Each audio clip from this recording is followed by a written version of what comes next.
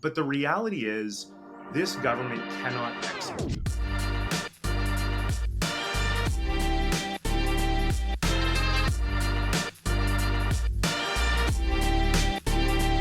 Hello and welcome to another episode of the BetaKit Podcast. I am Douglas Saltis, editor-in-chief of BetaKit, and this week, Budget 2024 dropped over 400 pages, $53 billion with a B dollars in new spending over the next 5 years, and tons of new commitments impacting Canadian tech.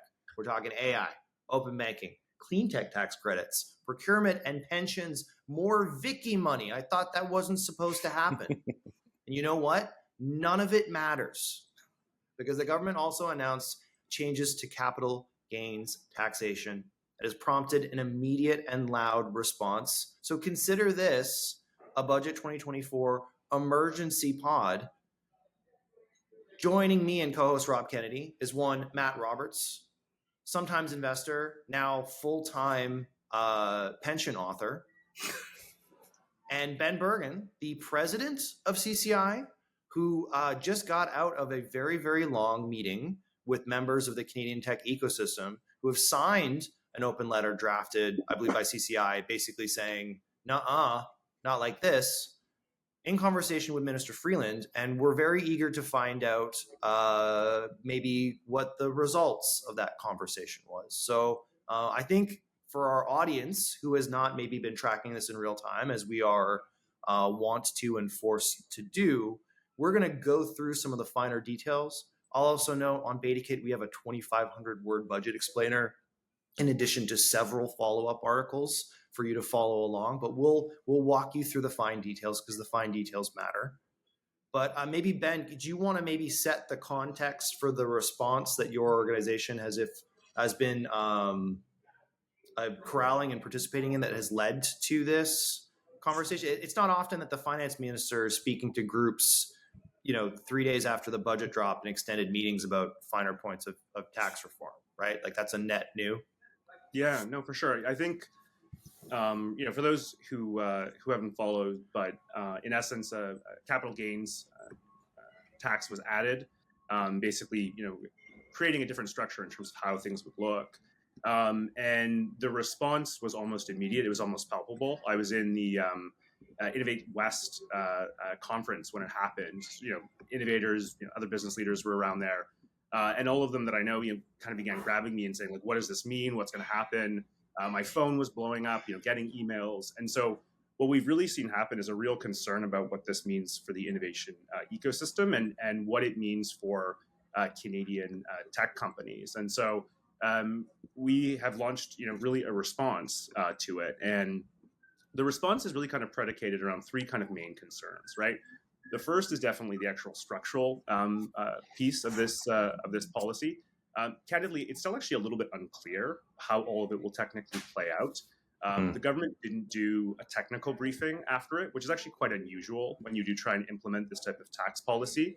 And what we've been told is that they're coming, right, in terms of documents. So no one can kind of specifically drill down on what all of this would look like from a numbers perspective for tech firms. But the consequences of it are essentially three things. It's making it more difficult to invest because returns will be, taxed at a higher rate.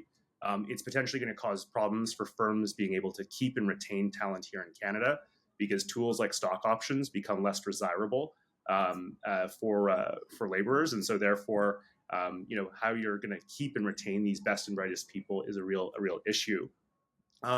And then, kind of the third element is, if you're not able to raise kind of capital to the same extent, do you look at going elsewhere? So the policy has also caused, I think, people to consider going in different, jurisdictions and consider looking at, potentially building companies elsewhere outside of Canada, all within a very quick period of time. And so, a response very much needed in order to make sure that the government is aware of what their policies may implement.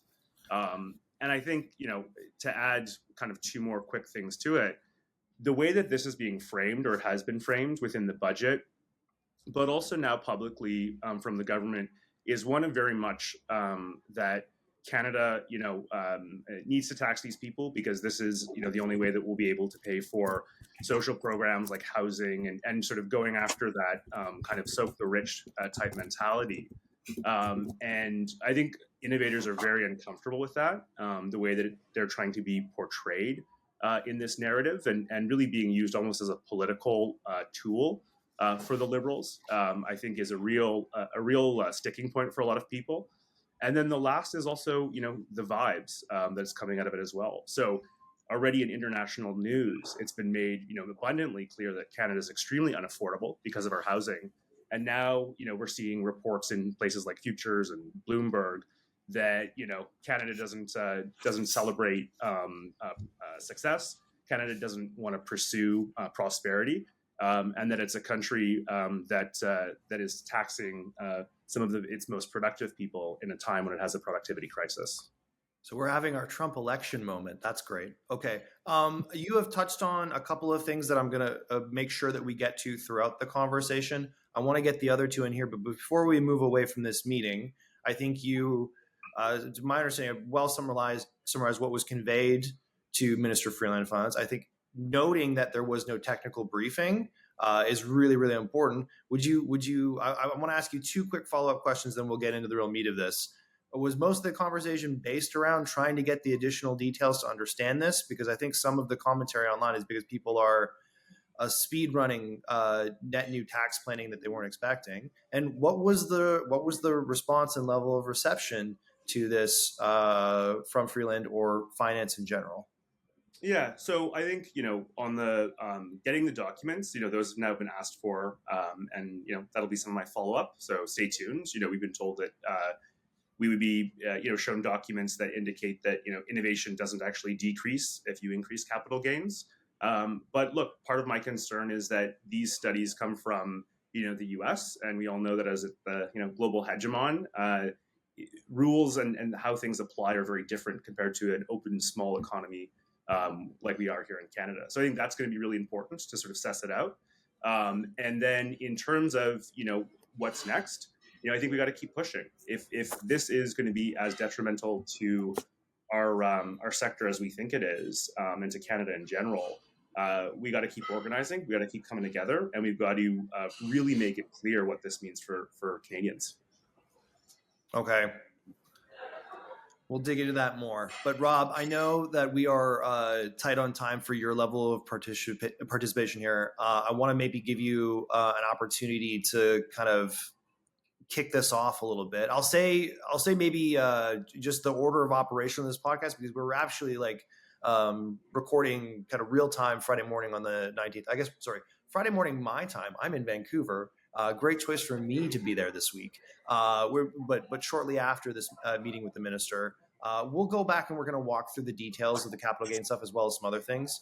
But maybe let's, because Ben set up at least the context of the frustration generally well. Let's just start digging into that conversation of the narrative and the vibe checks. I really appreciate that framing. Rob, do you want to kick this off? Because I want to make sure your voice gets in here before you have to turn into a pumpkin. Yeah, I think the thing that I'm most curious about is, I'm not a policy expert. I'm not a tax expert.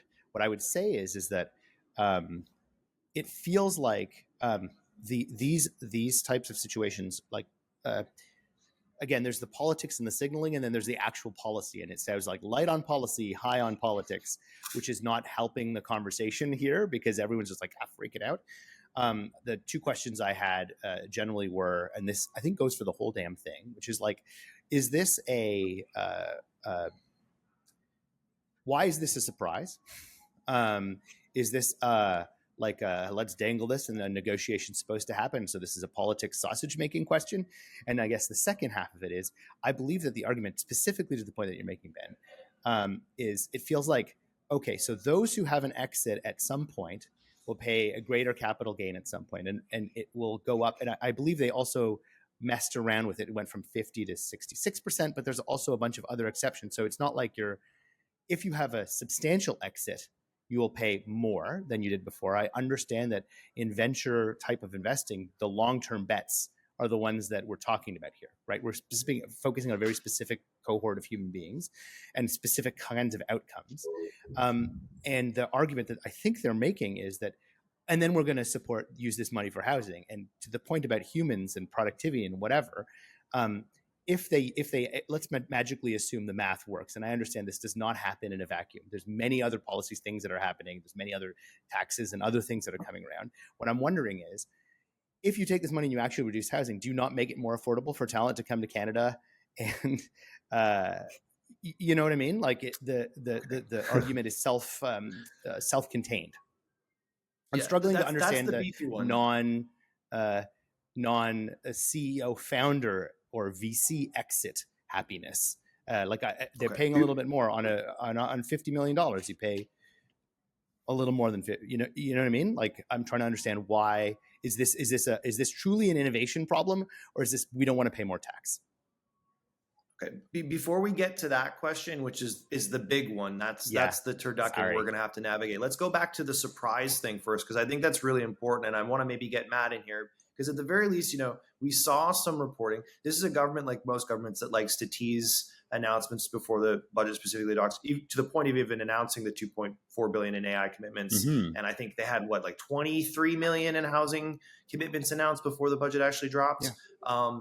There was at least some reporting on the fact that there was going to be taxation changes coming, so much so that 3 hours before the budget dropped, when I was on stage at Innovate West, Mike Katchen was informed enough about the rumors of the reporting that he was able to comment about it. But I want to get Matt in here, and then maybe Ben could give us some the behind the scenes sausage making history. Matt, were you surprised by this? Do you feel like this was some of the reaction is that there's a net surprise across the ecosystem of a level of impact for Canadian tech? I was surprised because usually we get signals. Like, we usually get a hint or a discussion, or we get included in what do you thinks.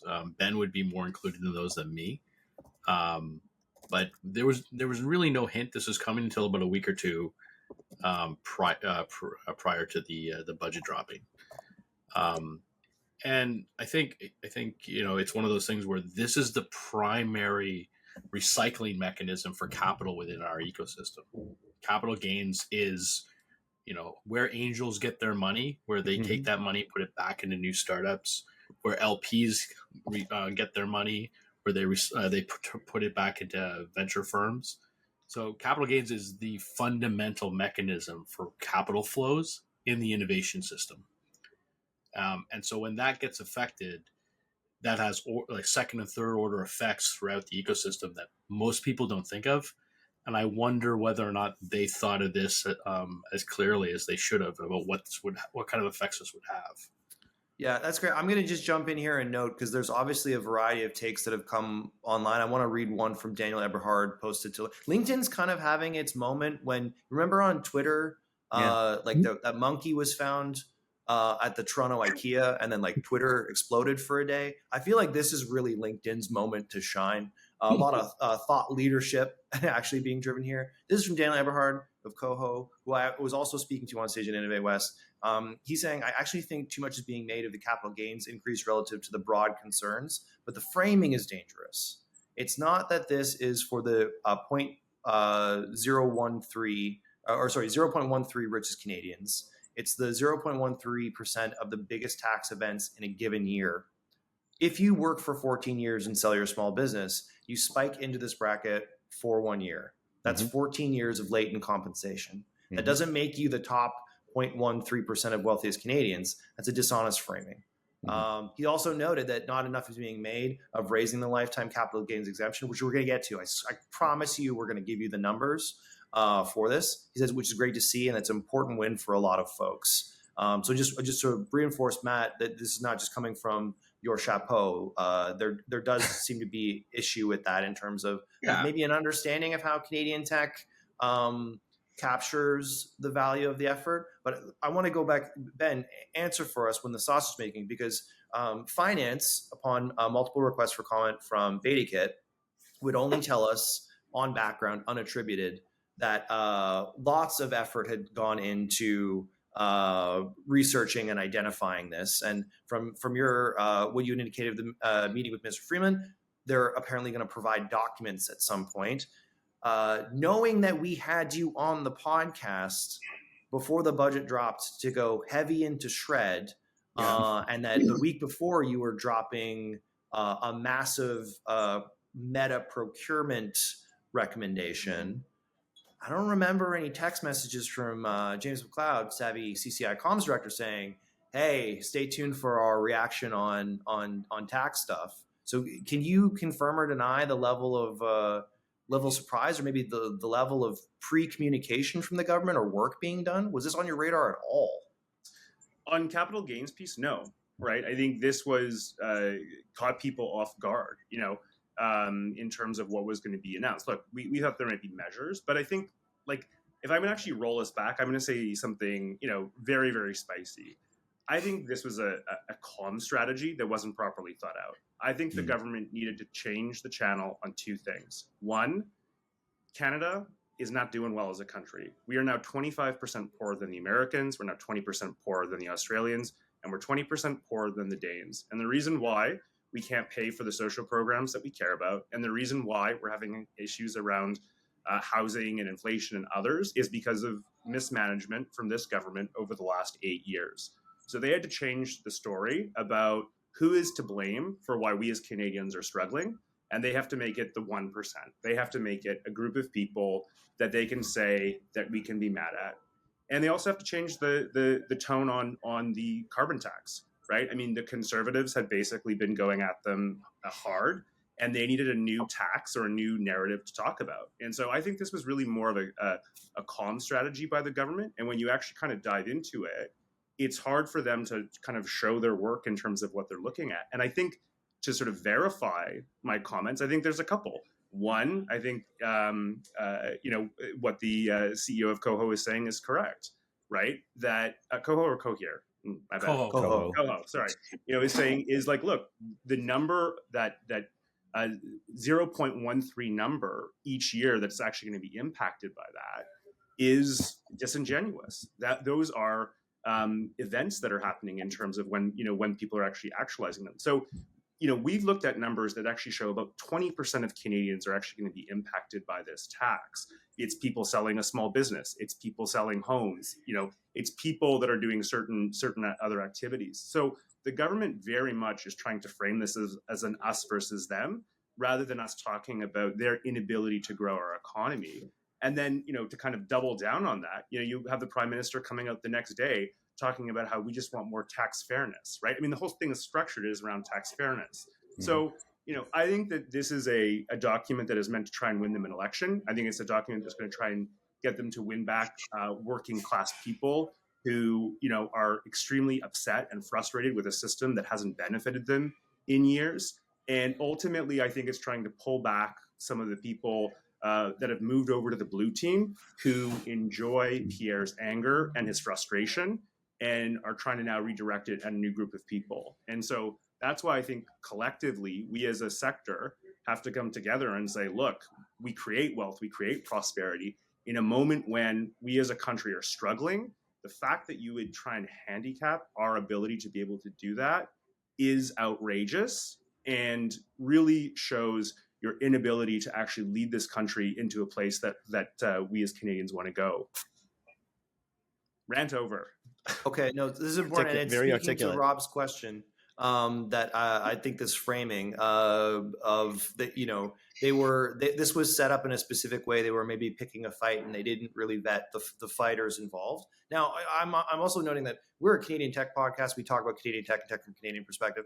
The feds also might, to a certain extent, not care relative to the rest of the issues facing the nation. I don't want to, while there is primacy to these things for the audience that we speak to, I think it's useful at the high level that there are broader concerns, some of which, Ben, you just noted, that any functioning, useful government should be paying attention to beyond just the needs of the entrepreneurs and the builders. This episode of the BetaKit Podcast is presented by Osler, Hoskin and Harcourt LLP. Now, Osler is the leading business law firm for startups, high-growth companies, and investors in Canada, and the firm has released its third annual Deal Points Report, Venture Capital Financings. It's a comprehensive study of 486 anonymized Canadian venture capital and growth equity financings. The report looks at deals from 2020 to 2023, valued at approximately $8 billion and provides data and insights for founders, entrepreneurs, investors, and advisors contemplating transactions. To read the Deal Points Report Venture Capital Financings, head to osler.com and tell them BetaKit sent you.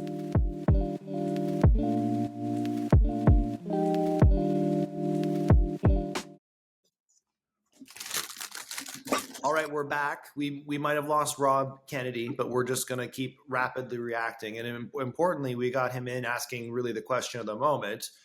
He didn't really say it this way, but I think there was an ongoing bet with him and Matt Roberts, our other guests here, that this was an election budget. And what Ben Bergen is telling us is that it was an election budget where maybe they didn't do fully the calculation on some of the feedback. So when we say this, is this an expectation? Because one of the questions that I had was, is the fact that the capital gains changes were included in the budget the reason why they announced the $2.4 billion in AI funding a week before? And is this a direct plan to cover and pay for the billions of dollars in housing commitments? Did they basically decide that we can offset this in that way? And hey, because this is an election budget, we are spoiling for that fight. We are happy to have the conservatives argue for the rich while we're arguing for housing. And then is it your conception of this, Ben, that they just missed the calculation on who's getting included in that tax calculation in the way that Daniel Eberhard from Coho indicated? Like, is that am I accurately laying that out? So I think, a couple pieces, right? It's going to take a hell of a long time for us to fix our housing crisis, right? It's like, it's going to take like probably a couple of years. This isn't something that's just going to be like, figured out right away. And so I actually don't think that money is necessary in order to pay for housing. Again, I think this is just a framing exercise. It's us taking from the rich and helping to redistribute to those who need it. And that's the fight that they wanted, right? That is the debate that they wanted to have. Now, I think that they thought that they could mitigate some of the blowback from the tech community because that is part of that cohort that they want, right? I mean, if you remember, like sort of when Trudeau first got elected, it was very much the sense of, new tech and innovation and the future of the country, like sort of this sort of bold vision. And so I think they thought that they could pacify the community with a couple of things. And I think you see them in there. On the whole, procurement piece, you kind of joked at it, Doug, but there's a lot of things that CCI basically wrote that were copy and pasted into that budget document, right? Now, that's kind of one element. You see money going towards the Canadian Innovation, not the Canadian Innovation Corporation, the Innovation Asset Collective, right? It got renewed, something that, the council has been pushing for as a policy idea for a while. You see language about SHRED, them giving more money to SHRED and them, still working on its reform, right? Again, something CCI has been calling for. And then you do see that, $2.4 billion for AI. And I think the question there is, again, trying to signal that you're the people of the future, trying to work and build infrastructure. Yeah. Now, I have a whole bunch of other things that I think are challenging about that particular announcement. But the piece that maybe I kind of want to bring back is that you can kind of bundle all of these different announcements and make it sound like it's an innovation budget, like make it sound it's good for tech and entrepreneurs. But the reality is this government cannot execute, right? This government has tried again and again and again and again to execute on areas in the economy and have just blundered. And I don't think we can be kind about it anymore because we're actually at a bit of a critical phase in terms of where our economy is at. But we actually just have to be really realistic with Canadians and with people that this government doesn't know how to actually drive programs, drive economic opportunity. And that is why we're in the mess that we find ourselves.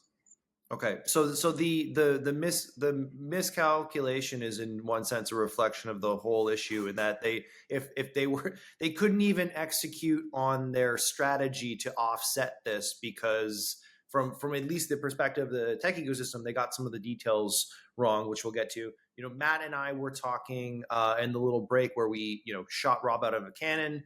That this reminded him, and this is something that I've been speaking to this week, of the issues that the previous finance minister had when they tried to change the tax laws on personal corporations, which then blew up in their face. They were trying to get all of those evil dentists in the world that were creating tax shelters. Here is the same language I believe they used back then, right? Yeah, BetaKit Podcast has been long-standing in our anti-dental regards, but it also reminded me of during COVID in a much different light from the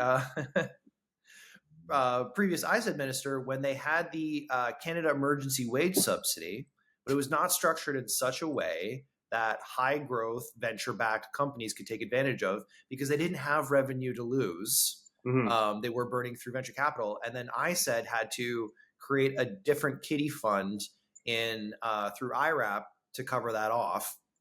So there are political podcasts that can make judgments on the calculations that we're making at a high level here, and how much money is needed for housing up front and all that stuff. Rob asked even a question of like, if the housing helps, it'd actually be better for tech.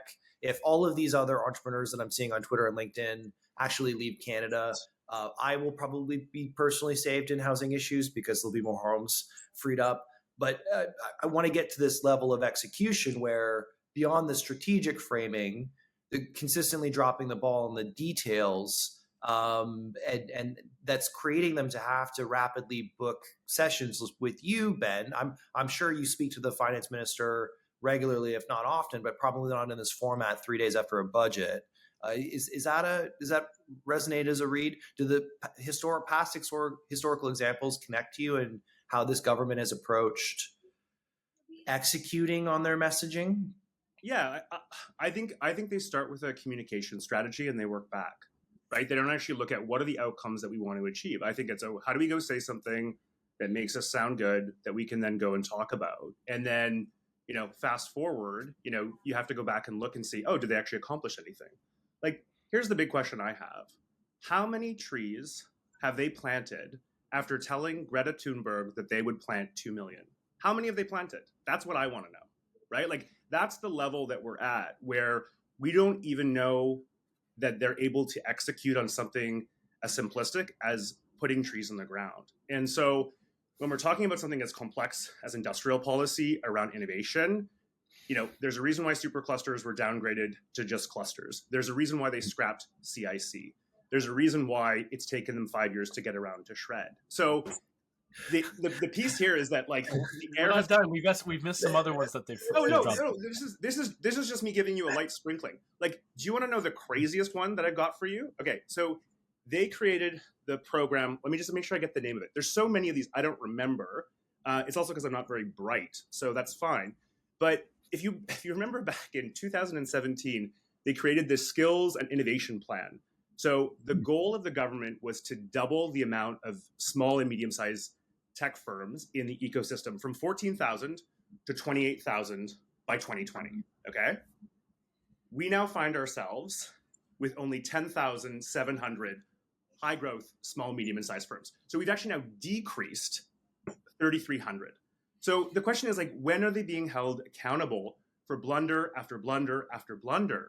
And you fast forward to where we are now, where we're poorer than we were, where we have less capacity than we did from before. And as a country, the real sense is that we're moving backwards. And rather than collectively coming together and building a prosperity strategy, we go after some of the most productive people in our society who can actually try and reverse this. So, up is down, down is up. And I think at the end of the day, we could talk about all the bright stars that they're putting in their budget that sound really great for innovators. I just don't know if any of them will ever be executed. And I don't know if we should be placating listeners anymore about some of these pieces.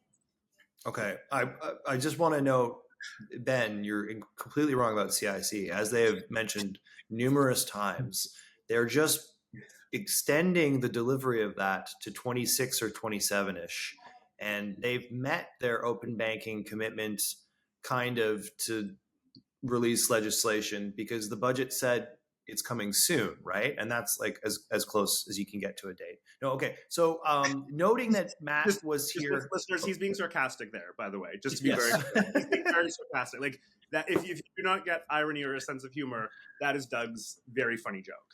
I'm just imagining now this whole listenership thing I've been honest and straightforward throughout the 300 plus episodes that we've done, and I would shudder at that. But so Matt was on when he was last on a budget podcast. It was when we were speaking to the personal corp changes. I do want to get in the weeds of the details because they are important. But I'm going to ask one more, if not meta narrative conversation, but maybe functionality of the government stuff. And Ben, I'll go to you. Matt, I'd be interested to get your perspective. I'm wondering if the disconnect between the announcements and the execution are a function of the fact that who often owns the announcements versus who owns the execution. And there seems to be, particularly in our innovation ecosystem, a significant tension between either ISED making the announcement and finance or the CRA being responsible for the execution, or finance making the announcement and ISED being like, you guys just ruined our cool budget stuff on innovation. Why did you do this? And I'll say the sense that I've received is that ISED has been as reactive and caught on its heels about what's included in this budget as anyone in the innovation ecosystem. And I wonder if that's a poor signal of like who is making the decisions on this, or is it just a function of the fact that like Canada really likes moving. Our federal government is like moving the needles when it comes to tax policy, and that tax policy is going to sit under a different place and possibly doesn't have a whole of government approach to this. And I say this acknowledging that in the 400-page budget, if you would like to read it, the section on the capital gains changes actually has like a little textbook example where like Katie or Sally, the fintech CEO, is used as an example of these changes. So whoever drafted that was at least looking to articulate it in a entrepreneurial startup venture framework, whether or not the math being done on that was holding true. So Ben, do you have any read on internally who owns, who leads, and who is aware of this? Is there a tension between finance and ISED about this? Like Minister Champagne was not in the conversation you had this morning, correct? No, he was not. Look, I think, is that not concerning to you, or is that something I'm misreading from a political standpoint? I mean, look, I think palace intrigue is always really fun, especially when you're as kind of nerdy as I am about who's up, who's down, who likes who. The thing is that finance is always, and it doesn't matter which government, like this government, provincial governments, they are always a bit of a sort of walled garden or palace, whatever you want to call it, in terms of their policies. And look, at the end of the day, they really do hold the pen in terms of what gets spent and what doesn't. And so, all the ministries go around and put forward what they want into budgets, and they don't know, right? Now they should coordinate and collaborate and all that good stuff. And they do, to some extent. But in this particular case, I think that's reading too much into it. I think this document is a communication strategy, right? It is, show me your budget, I'll show you your values. And this is basically them saying, we're fighting, and I'm using air quotes, listeners, for fairness.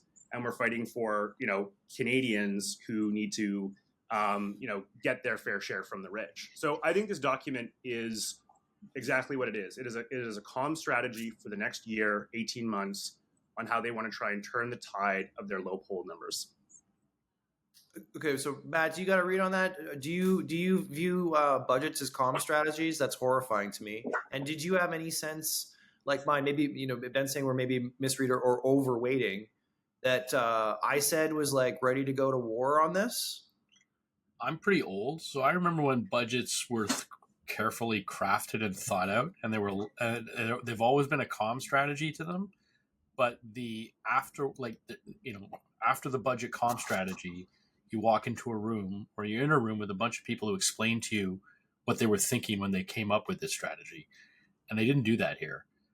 And that was for me a concerning truth when I found out that nobody I would really talk to about what's going on had been briefed by government. And so I didn't understand. I know what they're doing. Like I agree with that. Intentionally, or they completely whiffed on thinking that through. Like they actually obfuscated this, or they just didn't think it was going to blow up like it did. I think they didn't want. They wanted the comm strategy to speak for itself.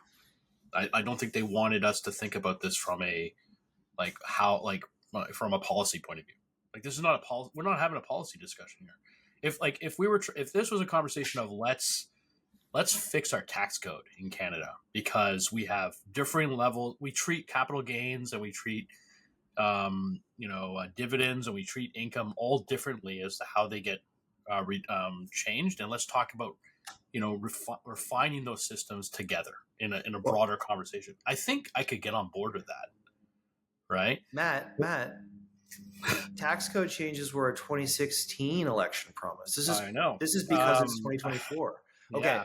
But I'm just saying, like, I don't think they want to have that conversation. I think their goal here is to get on a talk show or be in a scrum and say what they need to say, while people like me are, hoping that our government will step up and create a better system for all of us to begin with, right? And that's just not happening here. And the fact that they won't sit down and brief everybody right after they've done the announcements really scares the crap out of me.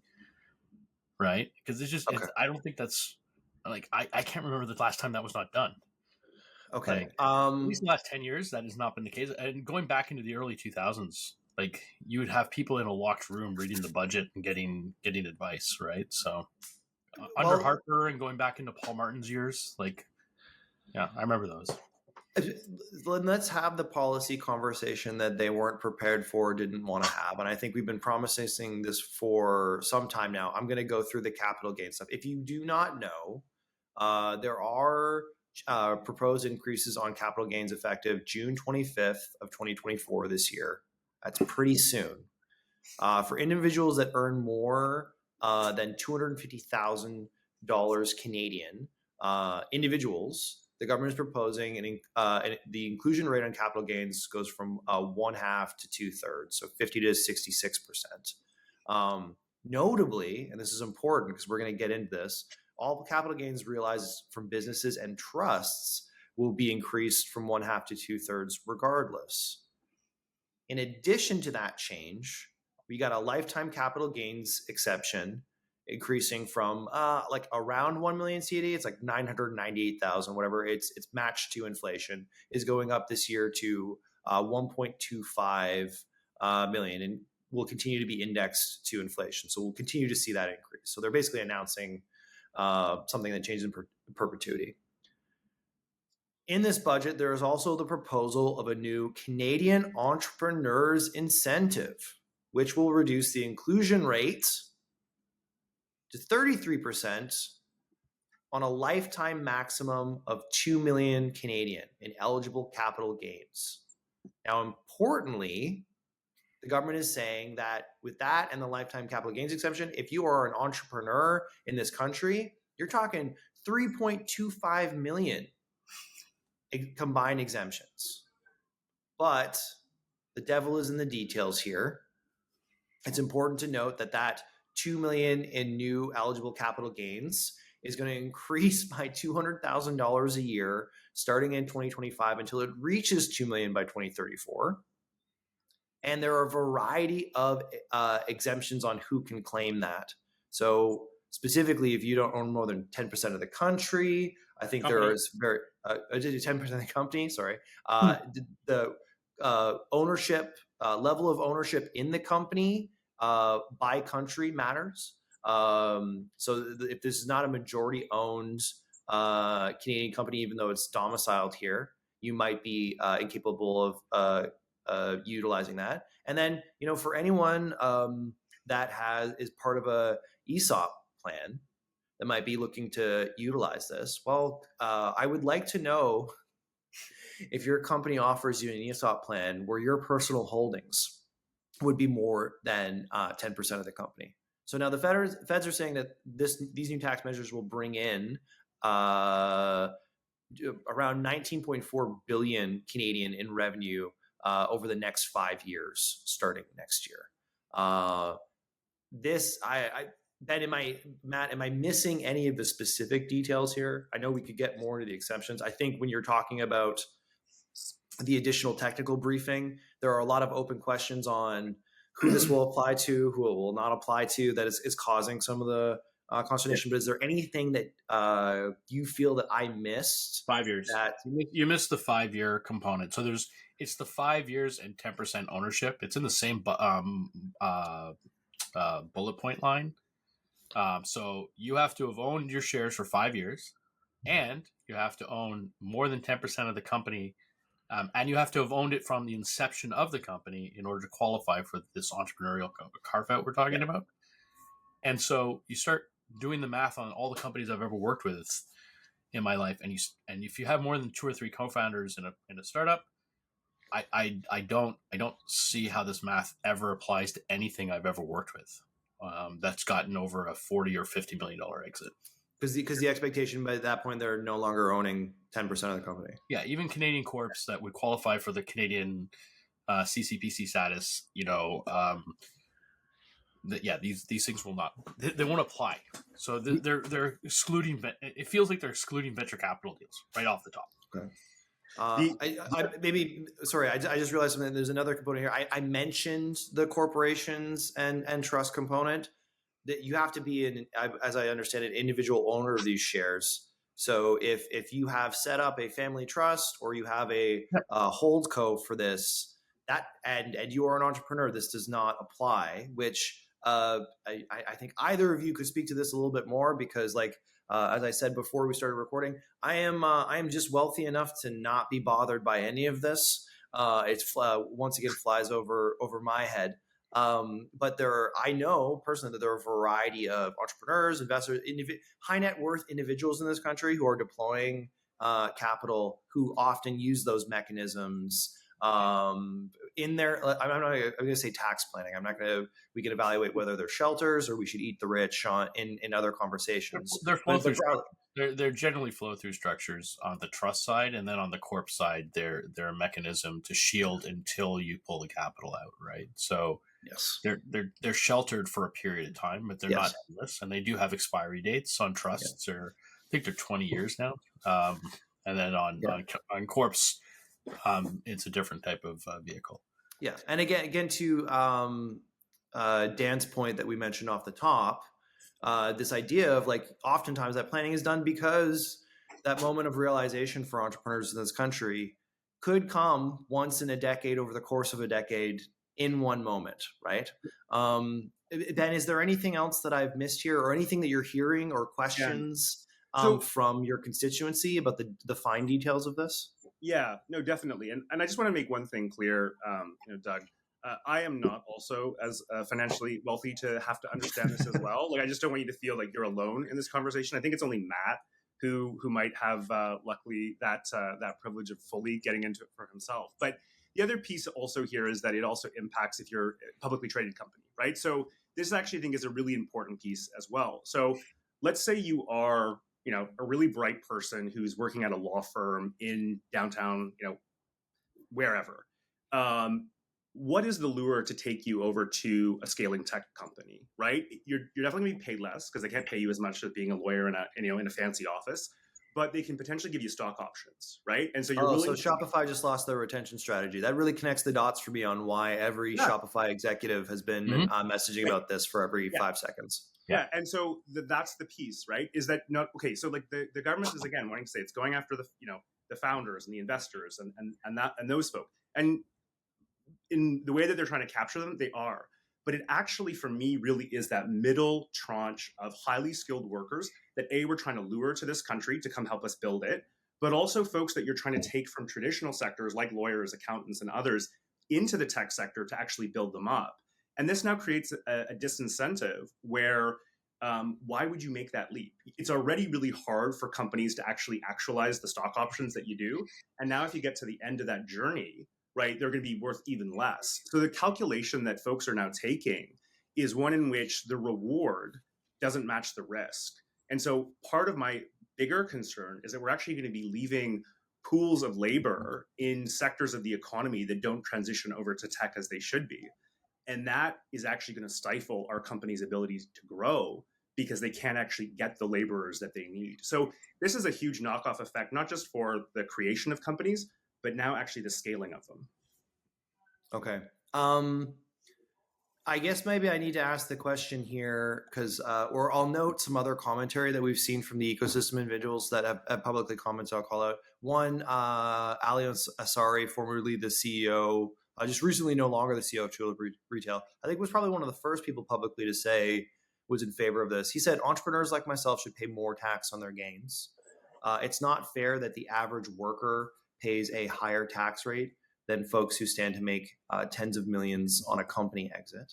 And then I'd also just like to highlight one comment from, apologies, we're going to just, Peter Crescia, who had noted, I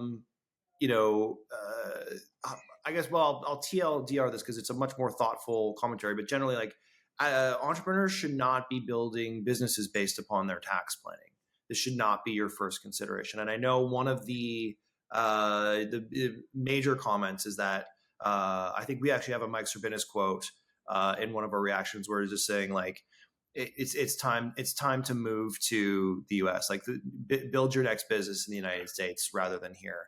And noting here, Ben, your point on whether like the level of fairness relative to the effort, maybe Matt, can you offer some commentary there as to like advice you would give to founders as to whether or not this is going to change where they're, if not incorporating building businesses? This is one more thing. It's not the thing. This is not the decision point. It's not like, hey, the taxes have gone up slightly on what you potentially could gain in 15 years or 10 years of work, so you should leave.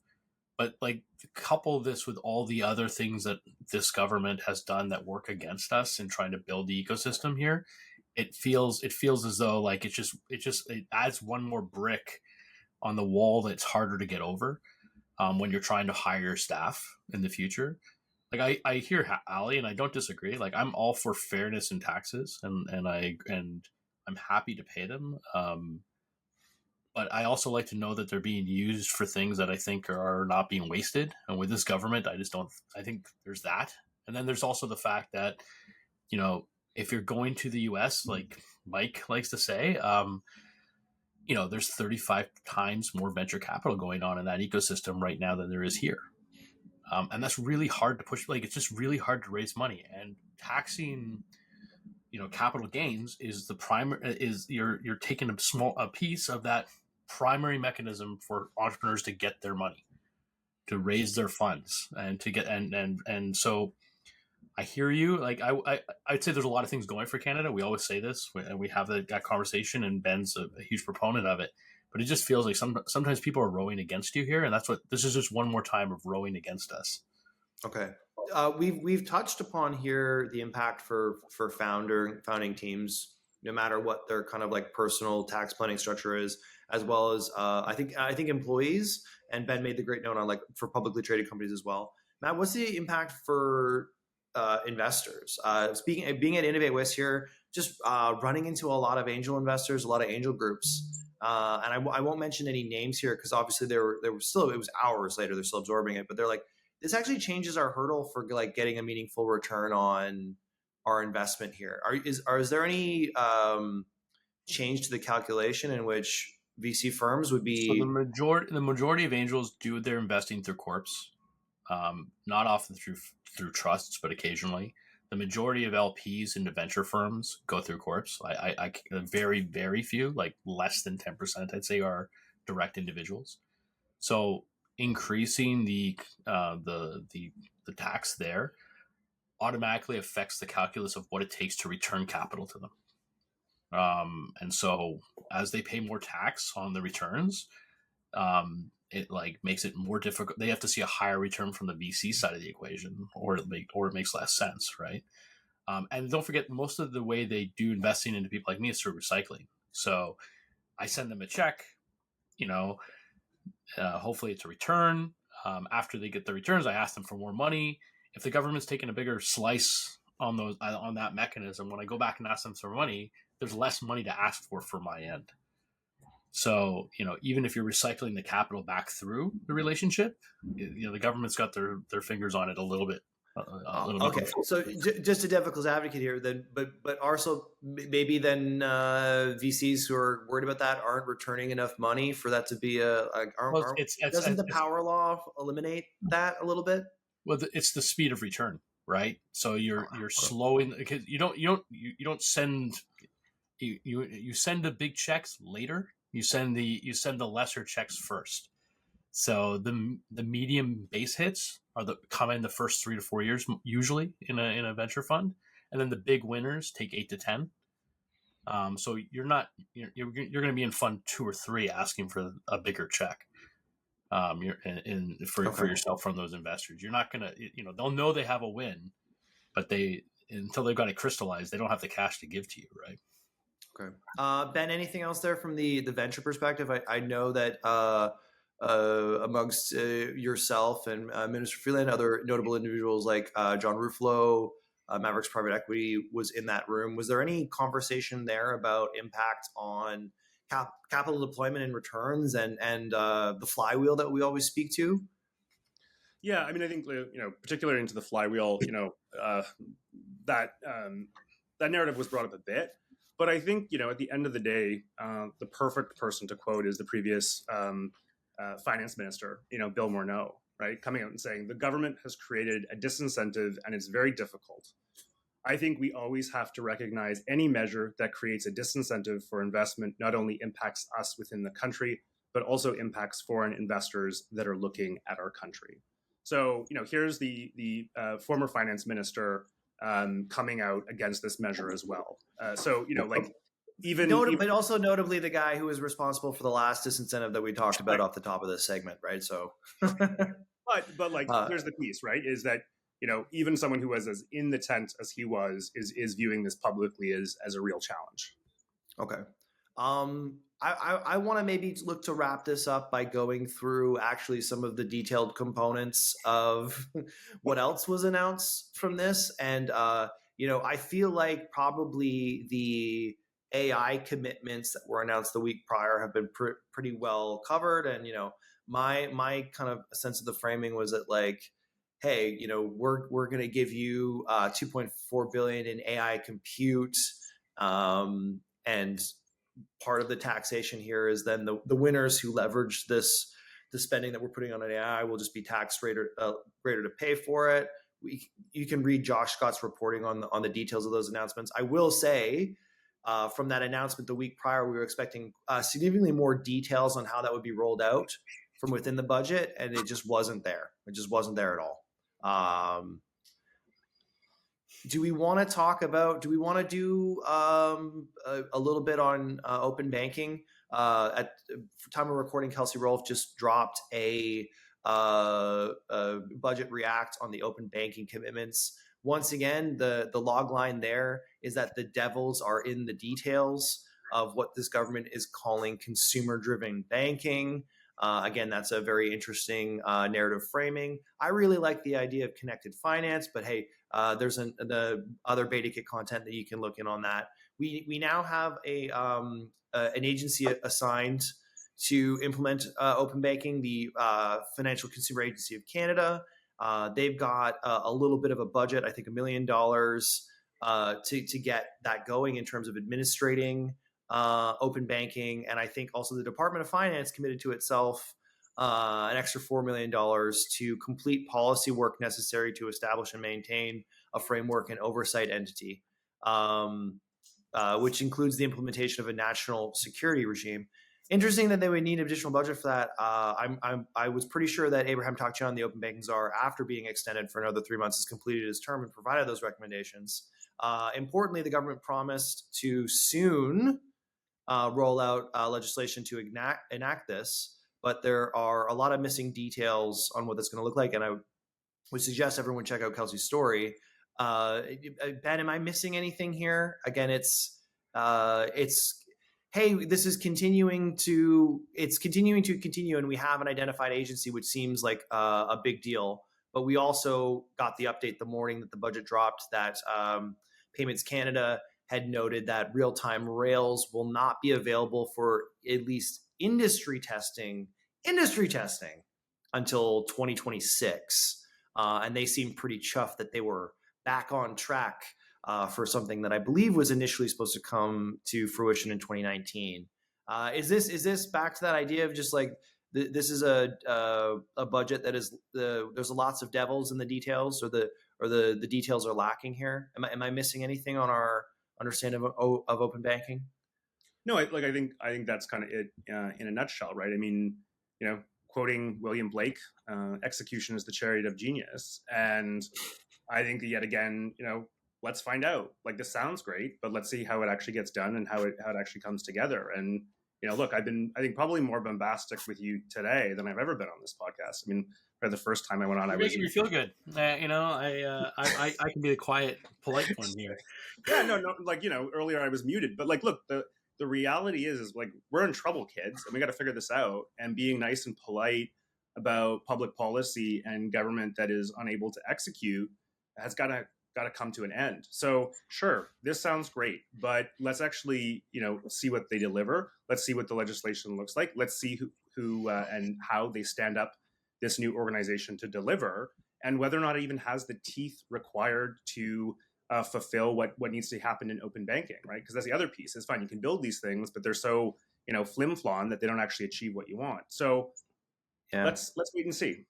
And this is a situation where the details on accreditation and who gets access and tiered systems really, really matter. Yeah. We've done enough open banking content that don't want to dig into that too much. I will note, Ben, that like when we had you on the podcast last year, you openly questioned whether this government knew what an innovation agenda was. So I think your batting average is actually pretty high. But I will note something that Alex Francis said about this. Now, he's the executive director of Fintechs Canada, now formerly Paytex Canada. He had noted that, the lack of an update on a go live date was a little alarming because the government didn't backtrack, but didn't say it was going to happen, or didn't say when it's going to happen, giving the sector something to chew on. But he had noted that there had been a pretty significant, I'm quoting here, a huge vibe shift from the government in the latter half of 2023, leading up to the fall economic statement. I think that's a reflection of some of not only our reporting on this, but ecosystem-led voices just losing their collective minds over the delays to force some development here. But again, there is more to chew on. A general positive to see the messaging of progress, but nothing that we can hang our hats on. A lot of celebration about open banking is coming to Canada, and yet I still can't tell anyone when or what it looks like. Let's talk a little bit about other components here. And I know for me, just because as a lover of alliteration, I wanted to do pension procurement productivity as a lightning round here. Mm. But you are the guests. I will give it up to you guys to note anything for you that stood out specifically that was really interesting, worth digging into. Matt, maybe I'll give it to you first. Just get your perspective as not only the sectors that you invest in, but as a venture investor, if there are any announcements, commitments here that really I think your view. Yeah, there was what, $200 million for VC CI, and I question whether or not this government will be in power when that money is deployed. So I'm not sure it's worth spending a lot of time on. But they've committed to furthering the Venture Capital Catalyst initiative, which is interesting. It's still a pretty significant turnaround from like last year. Kim Furlong at CBCA effectively saying like the previous Vicky was the last Vicky, and then at the end of the year, in conversation with her, noting that might have been a miscommunication or early postmortem. I actually think we had you on a podcast somewhere, Matt. I might have cited you noting that if you had talked to certain members of BDC, that might have told you that another one could be coming. But you're saying here that this government might not be actually even around to implement that process.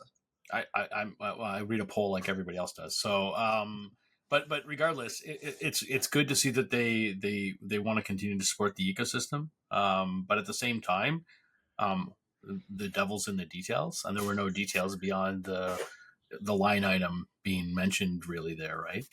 Okay. I mean, it's interesting that you went to that, given that you wrote 12 bazillion words on how the fact that pension funds no longer committing to Canadian investments killed Canadian venture. How encouraged were you to see that the pension commitment in the budget was that they were going to encourage pension plans to invest more? Well, they're not. So that's not strictly speaking, I think, what they're going to do. So Steve Pelosi, I'm butchering his last name, but the former central banker for Canada has been given a remit to go and find out whether what the pension plans are saying to all of us is in fact true. So he's been asked and tasked for to do a summer project, which essentially says, hey, the pensions say there's nothing to invest in Canada. Is that true, Stephen? And I think the specific verbiage, literally from the budget, Matt, that we're referencing here, is that they're going to establish like you call it a summer project. They're going to establish a working group aimed at encouraging Canada's pension funds to make more investments. Yeah, but we haven't actually seen what the remit beyond that statement is. I'd like to see what the letter says, right? Before we go there. Ben might have some background on this. I don't know. Or some pronunciation advice, at least. No, I think, Matt, what we're hinting at is, kind of interesting, right? There's the money for Vicky that sort of pacifies CBCA that at some point may happen. There's a few things in the budget that pacify the fine folks at CCI. There's a few, the thing is, a lot of these things are not going to come to fruition if there is an election and if there is change, right? And so you can kind of say whatever you want in order to kind of get to the next step. If you're able to change the narrative around who you're angry with and who you're able to sort of coax back to your team. So, question mark on the reality of these things actually being executed on, I think is the big one. And I think we need to be really frank with people about that. On the pension fund piece, I think there's a couple questions we just have to ask. Is that, we view our pension funds as world-class, right? Making investments all over the world and going and trying to get returns. And they do a very good job of it. That is undeniable. Mm-hmm. They're world-class. The question is, why isn't there opportunity for investment in Canada? Now, is it because we don't have the right structures in place to capture wealth from the IP or the ideas that we're generating, and therefore to invest in a Canadian tech firm is less desirable? Interesting, right? Do we have the right conditions for it? And if that is the case, then we actually have to fix those conditions as well. Because if we pour money into it, which we definitely need more capital, but if we pour more money into it, it's a bucket with a hole in it. And so that's part of the question. And I don't have the answer specifically for that, but I do think we're talking about Ben, this. We've just been talking this whole time about how the rate of returns on gains might be taxed, right? If that would then apply to the Canadian pension funds, or that's something where a small subset of angry entrepreneurs, either unwilling to pay their fair share or upset that they're being asked to pay more than their fair share, that will actually directly apply to a much larger swath of Canadians, right? Yeah, so that's the question that I have in this rub. But I do think the government figuring out ways to crowd in capital is important, right? We've seen successes out here in British Columbia, and the NBC Fund. We've seen obviously similar things happen in Quebec. Premier Smith is talking about the Heritage Fund and using that for domestic investing. So I'm in favor of it, but I also have to ask the question: if these folks are world class, and maybe they just don't understand, venture and the VC side of the equation, maybe, but if there were really good returns to be had, I think these dogs know how to hunt. So, that's a question that I have to some extent as well. That's just a question. Matt, any log lines from your 4,000 words? They've farmed out looking in Canada to someone else. Okay. Right. Okay. They're not looking themselves, and they don't have anybody telling them where to look in Canada because they don't make direct investments into VCs here. So when they do have an American GP in Canada who's done an investment in Canada, they will be in the Series B or C or D. They've done that twice, right? But if they don't have a GP relationship, then they don't do the investment, and they have no GP relationships directly into the firm. So the question mark is if you're not looking, how can you find it? And that's my question to them is why aren't you guys looking? Why don't you have relationships here to find those things? particularly when all net new entrepreneurs will be moving to the States to create their companies anyways, right? Maybe we'll get them back that way when our pension funds invest internationally in former Canadian ventures domiciled in the United States. Okay, maybe closing on the final thing, Ben, just because you said, there was a Control C, Control V of some procurement recommendations that we went long in the tooth on BetaKit, in addition to the Shred podcast that you and I did. Anything standing out there? Or I feel like maybe I thought this section we'd get a little bit more meeting the commitments, but everyone's kind of like, we don't expect this government to exist long enough to implement any of this stuff, so it doesn't matter. Does it matter to you and your constituency that there was net new procurement language here? Do you want to walk us through that? Yeah, no, for sure. Look, I think one of the challenges that we're going to have, regardless if it's a orange team, a blue team, or a red team in government in 18 months, we have to figure out this procurement challenge, right? How do we use procurement as a tool to drive better public systems and services, but also how do we use it to create and support technology firms as they scale and grow? So regardless of where this lands, we got to begin talking about it. And we've got to begin also helping to inform the civil service as well. So these are conversations that are going to happen over the next, 18 months, and maybe aren't going to lead to kind of the full fruition with this government, or maybe, the government being returned, and it'll take some time. I'm okay with that. Procurement is going to take time in order to digest and get into the ecosystem and to help people understand what are the policy levers that need to be turned. So, the fact that it's in the budget is, I'll say, positive. But I am realistic that this is not going to turn very quickly. But beginning to have those conversations hopefully gets it, spread out and helps sort of disseminate across government and across policy circles, and gets people sort of jazzed about it. Okay, can maybe following up on that, do you feel that the level of vitriol or the volume of the vocalization in response to this stuff is reflected in the fact that organizations that might say, well, we've got to work with these guys over the next X years, we have to be measuring our response, are now feeling as if this federal government will not be around long enough for most of this anyway, so they're going to either get their punches in now, or maybe not withhold their honest reflection of this in anticipation for possibly a new government leadership? Is that part of the calculation here, or is it just straightforward, direct, this is a mess? Look, I'm not going to speak for other organizations. I think speak for CCI. That'd be totally fine. Yeah, that's what I was going to say. Yeah, like on the CCI front. I mean, look, there has been a lot of work and a lot of effort and dedication from CEOs and from leaders to participate and engage with this government.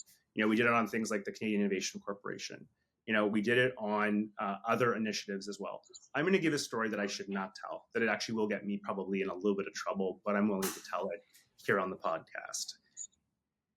So a week and a half before the compute announcement, we get a call from one of the more senior ministries in government saying, we would like you to pull together a whole bunch of CEOs to have a conversation about AI and compute. Can you do that for us? And we need it done by tomorrow. So we're like, of course we can. How fast, sir? How high? We can do it. Yes, yes, yes. So we pull all these people together. These CEOs get together. They have about a 2-hour conversation about the importance of compute, what it means. Fast forward a day and a half, and we get another call saying, can these people get on a plane and come to Montreal and do an announcement? And so we went back to the folks and basically said, oh, they weren't actually consulting you a day and a half ago. They were just doing this as a check mark to basically said that they had consulted with industry on what was needed around compute. And now they want you to show up to their announcement to make it seem like it's legitimate in terms of industry supporting them. And that's where we're at with this government, where overwhelmingly it is a comm strategy that they then work back from. And I think people are kind of sick and tired of having to sort of exist within this reality where they're not properly consulted, they're not properly engaged, and then missteps happen, and we have to try and walk them back or rework them rather than doing it right the first time. So that's where I think, myself is at in terms of this. But you got to keep going, you got to keep trying and keep working with them. And we will keep working with them because we've got to try and make things better. But at some point, it just feels very disingenuous. And that's where we find ourselves. Ben, I have to ask you, was that experience a novel one for you or consistent over the course of this government? Depends on the ministry. Depends on who. Yeah. Right. I mean, it is a big beast, right? It's not all of them, but that. And it's important to note that when we talk about government, we are not talking about one giant octopus here. Yeah. But I think that one was telling. That one was very telling because it also signaled to the folks that came and participated in that conversation that they were not actually being consulted. They were just spending a couple hours of their day to legitimize what the government was going to do. And when you look into that AI announcement, there are some good things around it from computing and some of those elements, but there's no details on who's going to get access to it, right? Is it going to be researchers? Is it going to be scale-ups? Is it going to be foreign multinationals? Like who actually gets to play with those systems? And then there's no language in there about how we actually plug in our own domestic suppliers into potentially building something like this, right? There's no question of us being involved in the packaging or the architecture or anything. So, are we just going to be giving $2 billion to NVIDIA and calling it a day? I don't know. And if that is the case, then, let's come up with some policies on who gets to use it and how.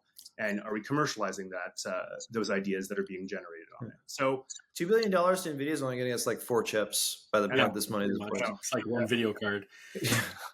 So Matt, maybe I'll ask you, any reaction to the story that Ben just shared before I ask for your take? I have been one of the people they've called to get their opinions on things when the next day there's an announcement of policy. I've been the person asked to come into the room and give a view. When I find out within a week, it was them checking a box somewhere. This is not this when it's a little bit more extreme. But you're saying that Ben's articulated experience resonates with you historically. Yeah, absolutely. They've called me up numerous times on things they think that I think they're worried. In my case, I was negative on what they were going to do, and so they just got talking points against my views ready for the media within 72 hours. Okay. Well, do you guys? I'm going to count to 3, and then both of you are going to name the department you were both specifically referencing, and then do we want to? You going to spell the same at the same time? Okay. No. Okay. So I guess that is a real for all the energy that we came into the start of this conversation. And Ben, I really appreciate you sticking around this long after what seems to be a very intense and long conversation with Mr. Freeland and others. But it appears to be that the final summation of this is that right now we are facing an election budget and everyone is very eager for an election. So we're going to continue to track that going forward, particularly on the capital gain stuff as it comes out. Hopefully by the time you hear this, nothing has radically changed, but to always stay up to date, to be heading to betakit.com. Thank you both for joining, and thank you to Rob for making things work as we have been crisscrossing across the country during a very, very busy week.